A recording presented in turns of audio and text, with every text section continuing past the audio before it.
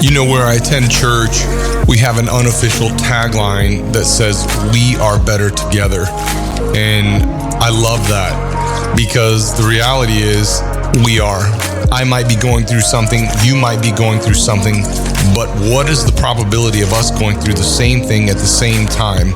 Most likely, you're going to be able to help me, or I'm going to be able to help you. I heard this quote: "You can make more friends in 2 months by becoming interested in other people than you can in 2 years by trying to get other people interested in you." Acts 2 describes a community. They ate together, prayed together, had a great time together. That's the church I attend. We don't just come to church because we're relying heavily on the generosity of Sunday's biblical offering. We're trying to live out this thing called life and friends and love in the gospel. Most days in Acts 2 were filled with awe and wonder by how God was moving in their midst. And if you go back and read it, our busy lives may not allow us to have that kind of community as often as what the Bible depicts, but we can definitely experience all of the same things they did. And we should. We were never meant to fly solo on the earth our entire lives. Doing life together, being better together, looks like this: sharing a meal, studying, discussing the Bible in connect groups, working out together, pitching in financially to meet the need of a family,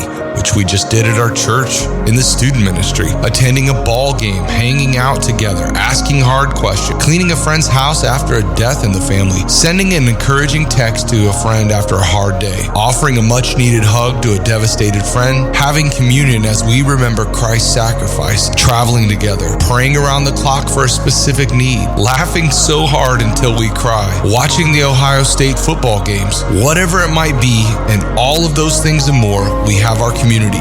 We can't walk away when things get uncomfortable or inconvenient. This Christmas, I want you to take time out and realize that community pushes us through adversity and hardship. Community stays the course and believes the best for each other. In about a month, I'm going to be partaking in a trip going to the Dominican Republic, and there I have a community of friends, and I'm bringing a community of friends with me from our church. And community can be as rich and deep as we make it. If we desire this, we must make the efforts to have it.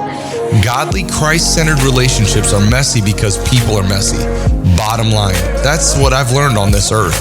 Community like this takes time to cultivate. I want to ask you a couple questions. Do you have people in your life that you have deep relationships with? If not, what prevents you from finding it?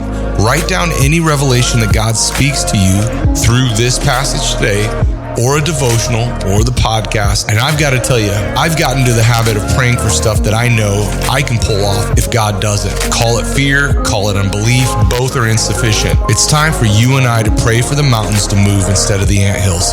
It's the impossible stuff that's hard to pray but easy for God to do. The only thing I regret about this decade is that I didn't pray more during it. And I hope you and I both do for the next. God bless.